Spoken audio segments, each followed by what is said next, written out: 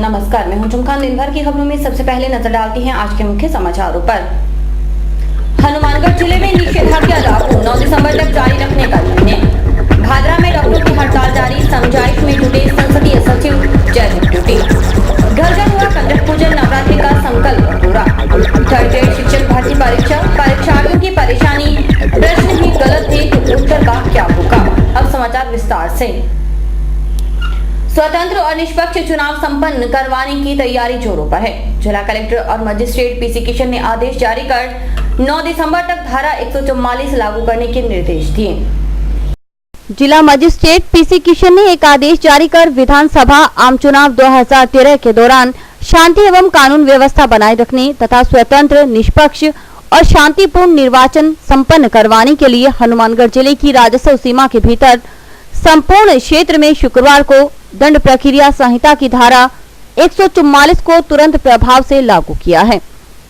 उन्होंने बताया कि जिले में मतदाता बिना किसी डर और भय से अपने संवैधानिक मताधिकार का प्रयोग करने, इसके लिए असामाजिक, अवांछित एवं बाधक तत्वों की गतिविधियों को नियंत्रित करने तथा कानून व्यवस्था और लोक शांति बनाए रखने हेतु प्रतिबंधात्मक उपाय किया जाना नितांत आवश्यक है। इस दौरान कोई भी व्यक्ति किसी तरह का विस्फोटक पदार्थ, घातक रासायनिक पदार्थ, आग्नेय अस्त्र शस्त्र, रिवॉल्वर, पिस्टल, बंदूक, एमएल गन, बीएल गन आदि एवं अन्य हथियार जैसे गंडासा, फरसी, तलवार, भाला, कृपाण, चाकू, छुरी, बर्छी, गुप्ती, कटार, धारिया, बाधमक जो किसी धातु के शस्त्र के रूप में बना हो, विधि द्वारा प्रतिबंधित हथियार और मोटे घातक हथियार, लाठी सार्वजनिक स्थानों पर धारण कर न तो घूमेगा, न ही प्रदर्शन करेगा और न ही साथ लेकर चलेगा। यह आदेश ड्यूटी पर तैनात सीमा सुरक्षा बल, राजस्थान सशस्त्र पुलिस बल, राजस्थान सिविल पुलिस, चुनाव ड्यूटी के तैनात अर्धसैनिक बल, होमगार्ड एवं चुनाव ड्यूटी में मतदान दलों में तैनात अधिकारियों, कर्मचारियों पर लागू नहीं होगा। सिख समुदाय के व्यक्तियों को धार्मिक परंपरा के अनुसार निर्धारित कृपाण रखने की छूट होगी। यह आदेश शस्त्र अनुज्ञा पत्र नवीनीकरण हेतु आदेशानुसार शस्त्र निरीक्षण करवाने व शस्त्र पुलिस थाना में शस्त्र जमा करवाने हेतु ले जाने पर लागू नहीं होगा। वृद्ध, अपाहिज एवं बीमार व्यक्ति जो बिना लाठी के सहारे चल नहीं सकते, वे लाठी का उपयोग कर सकेंगे। जिले से बाहर का कोई भी व्यक्ति हनुमानगढ़ जिले की सीमा में उपरोक्त किस्म के अधिकारों को अपने साथ नहीं लाएगा, न ही सार्वजनिक स्थानों पर प्रयोग एवं प्रदर्शन करेगा। कोई भी व्यक्ति संबंधित उपखंड मजिस्ट्रेट की स्वीकृति के बिना किसी भी सार्वजनिक स्थल पर राजनीतिक प्रयोजन के लिए जुलूस, आम सभा, नुक्कड़ सभा, रैली आदि का आयोजन नहीं करेंगे। संबंधित उपखंड मजिस्ट्रेट की पूर्वानुमति के बिना ध्वनि प्रसारण यंत्र का प्रयोग नहीं करेंगे। ध्वनि प्रसारण यंत्र हेतु अनुमति संबंधित उपखंड मजिस्ट्रेट द्वारा प्रातः 6 बजे से रात्रि 1 बजे तक नियमानुसार दी जाएगी। ऐसे आयोजनों में कोई इस प्रकार का कृत्य नहीं करेगा जिससे यातायात व्यवस्था, जन व्यवस्था एवं जन शांति प्रभावित हो सके। यह प्रतिबंध बारात एवं शव यात्रा पर लागू नहीं होगा। कोई भी व्यक्ति सांप्रदायिक सद्भावना को ठेस पहुंचाने वाले उत्तेजनात्मक नारे नहीं लगाएंगे, न ही ऐसा कोई भाषण या उद्बोधन देंगे, न ही ऐसे किसी पंपलेट, पोस्टर या अन्य प्रकार की चुनाव सामग्री छापेगा या छपवाएगा, वितरण करेगा या वितरण करवाएगा। स्वामी विवेकानंद अस्पताल में चिकित्सा कर्मियों की हड़ताल जारी है। हालांकि प्रबंधन ने एक डॉक्टर को कार्य मुक्त कर दिया है, लेकिन इसके बावजूद गतिरोध बना हुआ है। स्थिति को देखते हुए संसदीय सचिव जयदीप जुटी भी समझाइश में जुटे हैं। भादरा का प्रमुख अस्पताल विवेकानंद स्वास्थ्य सेवा मंदिर में नर्सिंग, सफाई एवं लैब के कर्मचारियों की हड़ताल छठे दिन भी जारी रही। हालांकि चिकित्सालय प्रशासन ने हड़ताल को लेकर दूसरे दिन ही सभी भर्ती रोगियों को यहां से स्थानांतरित कर दिया, परंतु नर्सिंग, सफाई व लैब कर्मचारी चिकित्सालय के गेट पर धरना लगाए बैठे हैं और चिकित्सालय की व्यवस्था ठप कर रखी है। चिकित्सालय की प्रबंध समिति के अध्यक्ष मोतीलाल सर्राफ ने बताया कि लैब टेक्नीशियन पवन शर्मा की अनियमितता पकड़े जाने पर उन्हें नोटिस देने के बाद समिति ने नियमानुसार 1 माह का वेतन देकर कार्य मुक्त करने पर शर्मा अन्य कर्मचारियों को भड़काकर हड़ताल पर ले गया, जिसको लेकर चिकित्सालय की चिकित्सा व्यवस्था ठप है। इसी को लेकर प्रबंध समिति व क्षेत्र के प्रबुद्ध नागरिकों, समाज सेवियों की आज चिकित्सालय परिसर में एक आपातकालीन बैठक आयोजित की गई।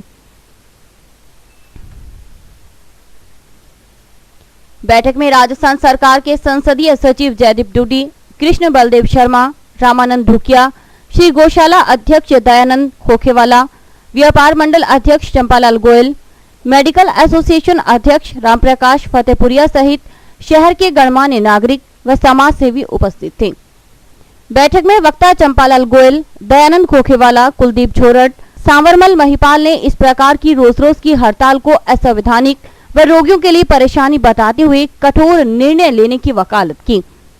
सभी वक्ताओं ने इस हड़ताल के पीछे एक चिकित्सक डॉक्टर जितेंद्र शर्मा का हाथ बताया और उनके विरुद्ध कड़ी कार्रवाई करने की मांग की। बैठक में सर्वसम्मति से डॉक्टर शर्मा को समिति के नियमानुसार कार्रवाई करते हुए पदमुक्त करने का निर्णय लिया गया। अध्यक्ष ने कहा कि पिछले काफी समय से संस्था सदस्यों के खिलाफ विभिन्न इस्तगासों में भी चिकित्सकों का अप्रत्यक्ष रूप से हाथ रहा है। इस निर्णय की जानकारी मिलते ही डॉक्टर शर्मा के समर्थकों ने चिकित्सालय परिसर में आकर हंगामा किया और इस निर्णय का विरोध किया और इस कार्रवाई में अप्रत्यक्ष रूप से चिकित्सक डॉक्टर संजय रिणवा का हाथ बताया। हंगामे के बाद प्रबंध समिति के सदस्य चले गए और डॉक्टर शर्मा के समर्थक हंगामा करते रहे। चिकित्सालय पहुंचे एडवोकेट अदरीश अली व बसपा नेता सुखदेव सिंह शेखावत ने प्रबंध समिति पर नए सदस्य नहीं बनाने व प्रशिक्षित स्टाफ नहीं होने जैसे गंभीर आरोप भी लगाए। इस संस्था में आम समाज सेवी जो इस समाज में रचनात्मक कार्य करता है उसको सदस्यता नहीं दी जाती।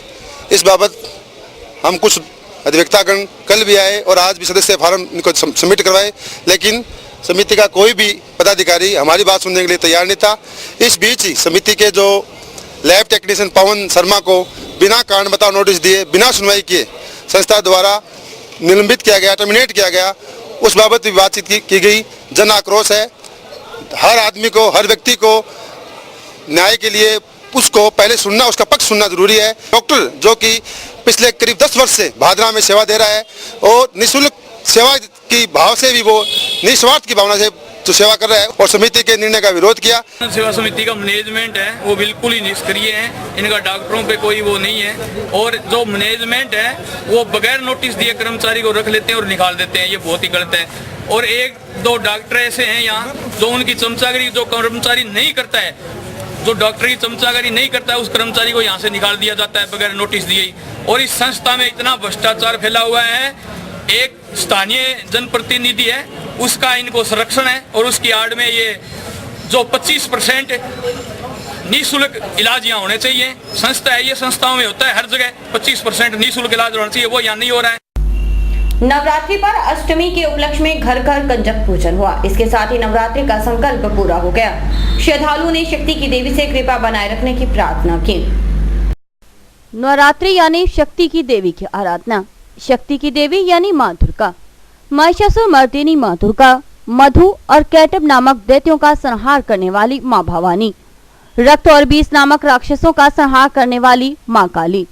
जग जननी माँ दुर्गा के कई नाम हैं। नवरात्रि महापर्व है उस विजयी गाथा को स्मरण करने का। ऐतिहासिक भद्रकाली मंदिर में पूजन करने वालों की भीड़ नजर आई। घर घर में हुए कंजक पूजन। पाशे नगीनाबाई ने भी अष्टमी पर कन्याओं और भैरू को भोजन करवाया। तिलक लगाकर कंजकों को ओढ़नी ओढ़ाई। रविवार को दशहरा महोत्सव मनाया जाएगा। इसी तरह जंक्शन स्थित हाउसिंग बोर्ड कॉलोनी में सार्वजनिक दुर्गा पूजा कमेटी की ओर से रविवार रात्रि जागरण होगा। भजन संध्या में गायक प्रकाश नामदेव ने माता के भजनों की प्रस्तुतियां दी। वहीं विशेष आरती की गई जिसमें नंदलाल तायल आदि ने भाग लिया। रविवार को होने वाले जागरण में विख्यात गायिका रश्मि अरोड़ा माता का गुणगान करेंगी। टाउन में आयोजित दुर्गा पूजा महोत्सव में गायक जस्सी राजस्थानी ने देर रात तक समा बांधे रखा। भोजपुरी भजनों पर श्रद्धालुओं ने खूब ठुमके लगाए।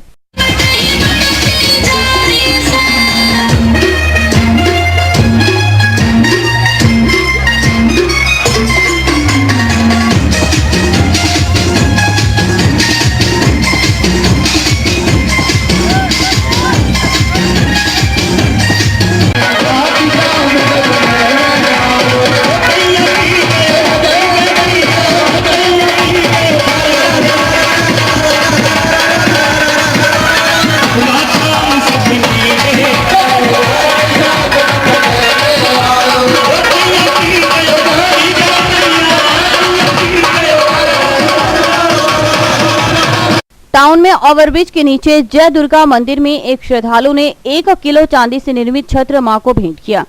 सेवक सेवाराम नागर ने आभार जताया। समाचार अभी और भी देखते रहिए दिन भर की खबरें। Baby happy modern PG college, a brand for quality education द्वारा स्टूडेंट्स के करियर को ध्यान में रखते हुए विभिन्न प्रकार के कोर्सेज करवाए जाते हैं, जैसे MSc, MA, BCA, BBA, BSc, BCom, BA. College में वेल क्वालिफाइड लेक्चरर्स की कड़ी मेहनत से लगातार 3 वर्षों से स्टूडेंट्स ने महाराजा गंगा सिंह विश्वविद्यालय की मेरिट लिस्ट में अपना नाम लाकर शिक्षा के क्षेत्र में एक नया रिकॉर्ड कायम किया। हाय, आई एम नूरजहां। मैं बीबीए की स्टूडेंट हूं। मैंने बीबीए फर्स्ट ईयर में यूनिवर्सिटी में 3rd रैंक प्राप्त किया था। इसका सारा श्रेय मैं अपने मैनेजमेंट और स्टाफ को देना चाहूँगी, जिन्होंने यहाँ पर मुझे इतनी अच्छी फैसिलिटीज़ प्रोवाइड करवा। Simranjeet Kaur, first year I scored 80% marks, and for this I would like to thank for Baby Happy Modern PG College. The environment of this college is very learning and I have learned a lot of during these 2 years. College में corporate world की आवश्यकताओं को ध्यान में रखते हुए समय समय पर करियर गाइडेंस सेमिनार्स और वोकेशनल कोर्सेज आयोजित किए जाते हैं।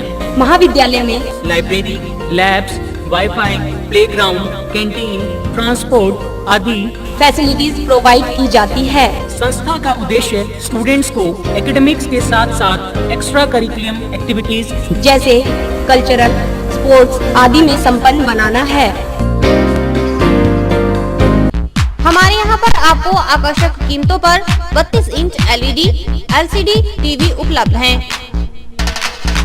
डीजी वर्ल्ड के शोरूम पर आपको आकर्षक brand Videocon, Sansui, Kelvinator, Electrolux, Philips, Panasonic, Kenstar आदि के होम एप्लायंसेस मिलेंगे। यहाँ पर LED, LCD TV, AC, refrigerator, washing machine, microwave, water heater आदि इलेक्ट्रॉनिक सामान आकर्षक कीमतों पर एक ही छत के नीचे मिलेंगे।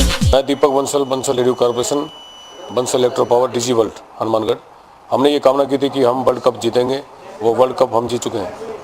और मैं आपसे ये निवेदन करता हूँ कि जिले का सर्वप्रथम डीजी वर्ल्ड पर हर बढ़िया से बढ़िया वर्ल्ड की कंपनियाँ जो एसी, एलसीडियाँ और वॉशिंग मशीनें, माइक्रोवन, होम अप्लाइंस जो भी रखते हैं, आप हमें सेवा का मौका देवें उचित मूल्य पर और फुल गारंटी पर आपको इलेक्ट्रॉनिक्स उत्पादन यहाँ प्राप्त होंगे। जय हिंद, वंदे मातरम। संपर्क करें DG world, town junction road, Vijay cinema के सामने, हनुमानगढ़। चंडावाली में श्री संकट मोचन हनुमान सेवा समिति की ओर से लगाए गए भंडारे में सहयोग करने वालों को सम्मानित किया गया। समारोह में कई गणमान्य नागरिकों ने भाग लिया।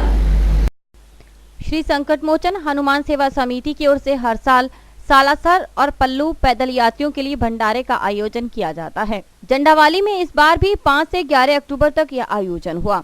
समापन समारोह में शिरकत करने पहुंचे पीसीसी सदस्य भूपेंद्र चौधरी, विख्यात सर्जन डॉक्टर बीके चावला और डीसीसी के प्रवक्ता तरुण विजय, समिति अध्यक्ष सुखमंदर सिंह रंगारा, दीपक गिल्होत्रा, विशाल गिल्होत्रा, बलराम लिम्बा आदि ने अतिथियों को सम्मानित किया। कार्यक्रम का संचालन सुभाष आयदान ने किया। 3rd ग्रेड शिक्षक भर्ती परीक्षा संपन्न हुई, लेकिन परीक्षा खत्म होने के बावजूद परीक्षार्थियों की सिरदर्दी कम नहीं हुई। इसका कारण है प्रश्न पत्र में गलत सवाल। आखिरकार 3rd ग्रेड शिक्षक भर्ती परीक्षा शांतिपूर्वक संपन्न हुई। हनुमानगढ़ जिले में कुल 14 केंद्रों पर हुई परीक्षा में कुल 5,579 में से 3,907 अभ्यर्थी ही शामिल हुए, यानी 1,672 परीक्षार्थी परीक्षा में शामिल नहीं हुए। खैर, परीक्षा तो हो गई, लेकिन कुछ सवालों को छोड़ गई। जैसे 2011 में देश की जनगणना के आधार पर राजस्थान का लिंगानुपात क्या है। खास बात है कि 4 ऑप्शन दिए गए थे, लेकिन सही कोई भी नहीं है। इससे परीक्षार्थियों को निराशा हुई।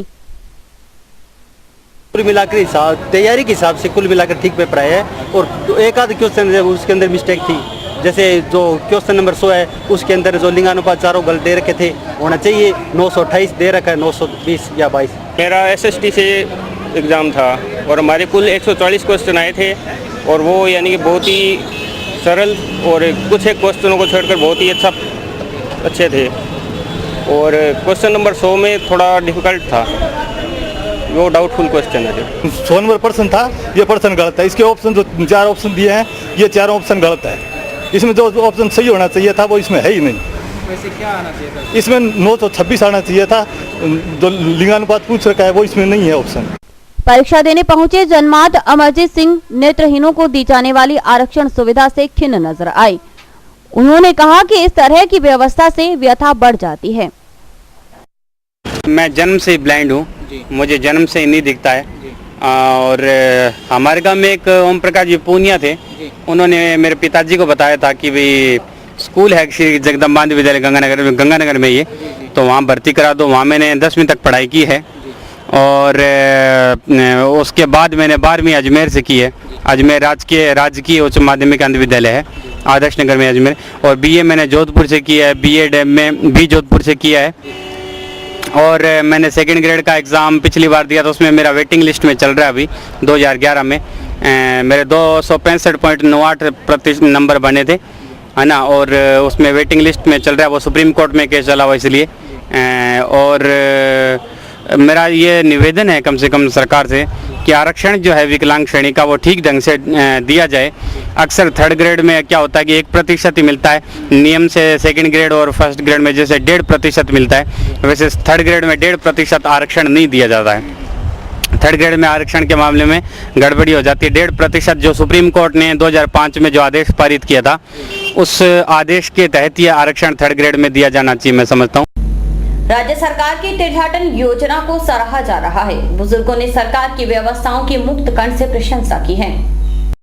हनुमानगढ़ के बीरबलदास गोयल की काफी अरसे से इच्छा थी कि उन्हें तिरुपति बालाजी के दर्शन प्राप्त हों, लेकिन ऐसा सुखद संयोग बन नहीं रहा था।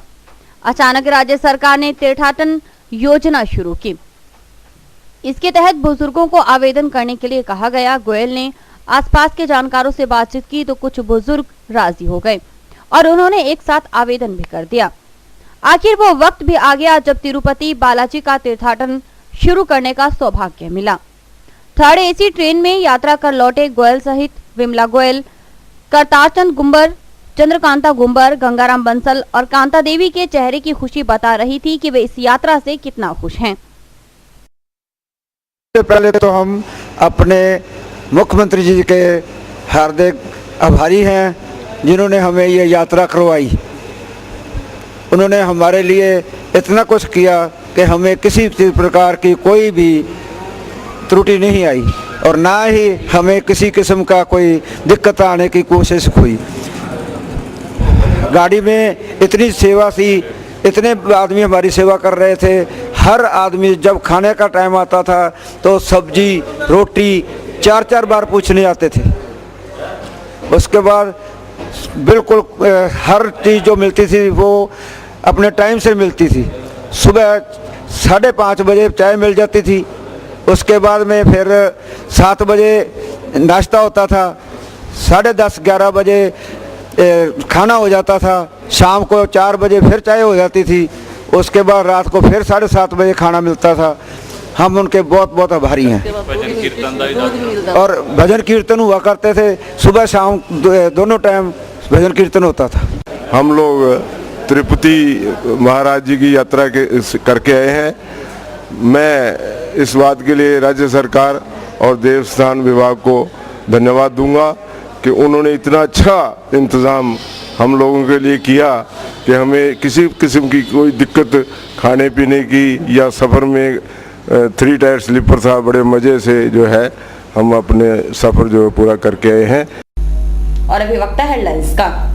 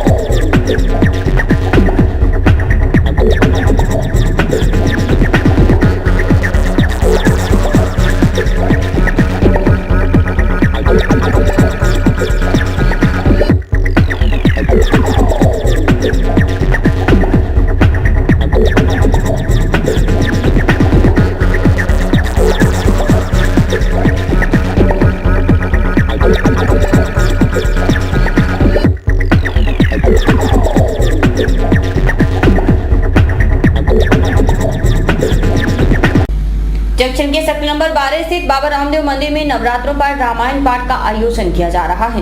आज अष्टमी पर पाठ का भोग डाला गया व भंडारा लगाया गया। नवरात्रा प्रारंभ के साथ ही बाबा रामदेव मंदिर में रामायण पाठ का शुभारंभ हुआ। लगातार 7 दिन तक श्रद्धालुओं ने रामायण पाठ का श्रवण किया। आज अष्टमी को रामायण पाठ का भोग डाला गया व श्रद्धालुओं ने हवन यज्ञ में आहुतियां दी। इसके बाद विशाल भंडारे का आयोजन किया गया।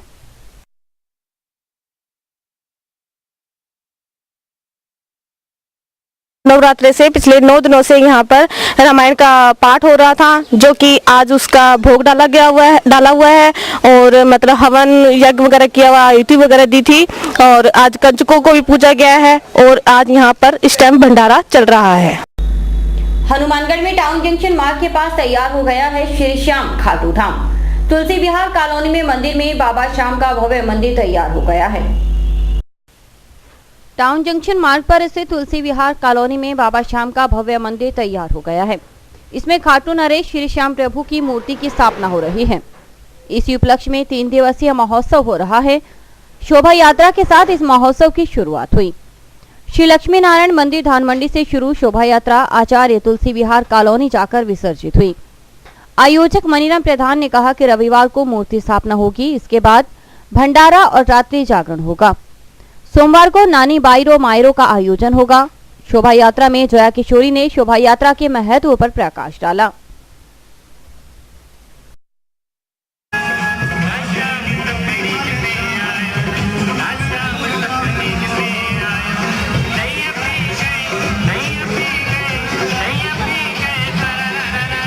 बताते हुए जाते कि हमारे यहाँ शुभ कार्य हो रहा है, मंगल कार्य हो रहा है, आप भी आके पधारिए। और कलश जो लेके जाते हैं सारे भक्त एक साथ वो कलश भगवान को देते हैं। और कलश यात्रा इसलिए क्योंकि इसमें कलश हाथ में लेकर जाते हैं, इसलिए उसको कलश यात्रा बोलते हैं। नानी बाई का मायरा 3 दिन की कथा है। ठाकुर जी की भक्ति के ऊपर है, एक भक्त का चरित्र है, कैसे भगवान उनको दर्शन देते हैं। बुराई पर अच्छाई का प्रतीक दशहरा पर्व जिला मुख्यालय पर हर्षोल्लास पूर्वक मनाया जाएगा। दशहरा पर्व को भव्य तरीके से मनाने के लिए टाउन स्थित नगर परिषद रंगमंच व जंक्शन में स्वामी विवेकानंद रंगमंच सेवा समिति द्वारा पुतलों का निर्माण अंतिम चरण में है। 13 अक्टूबर रविवार को दशहरा पर्व टाउन व जंक्शन में बड़े उत्साह से मनाया जाएगा। दशहरा पर्व की तैयारियों को अंतिम रूप देने के लिए स्वामी विवेकानंद रंगमंच सेवा समिति के पदाधिकारी विभिन्न कार्यों में जुटे हैं। बुराई पर अच्छाई के प्रतीक दशहरा पर्व पर रावण, मेघनाथ व कुंभकर्ण के पुतलों का दहन कर मनाया जाता है। उत्तर प्रदेश के सहारनपुर जिले से आए हुए कारीगर जंक्शन में पुतलों के निर्माण कार्य में जुटे हैं, जिसमें रावण का पुतला 50 फीट का बनेगा और मेघनाथ व कुंभकर्ण के पुतले 45 फीट लंबाई के होंगे। दशहरे में दर्शकों के लिए विशेष आकर्षण रावण के पुतले का मुंह चारों ओर घूमना व मुंह से आग निकालना है। टाउन में दशहरा पर्व नई धानमंडी पर ग्राउंड पर व जंक्शन में कलेक्ट्रेट के सामने मनाया जाएगा। हम रावण, मेघनाथ, कुंभकर्ण तीनों पुतले बनाते हैं। तो यहाँ क्या बना रहे हैं आप? किस साइज के पुतले, क्या विशेषता रहेगी इनकी? हम यहाँ पे बना रहे हैं रावण 50 फीट का, 2 45 के, कुंभकर्ण, मेघनाथ। क्या खासियत रहेगी इन पुतलों की? इनकी ऐसे जैसे गर्दन घुमा देते हैं या मुँह से आग निकाल देते हैं, इस टाइप का कुछ भी कर देते हैं। तो आप पुतले तैयार हैं आपके? बिल्कुल ये कल तक के पूरे फाइनल हो जाएंगे, ग्राउंड में लगा देंगे। और इसी के साथ समाचार समाप्त हुए। रोजाना देखते रहिए समाचार। नमस्कार।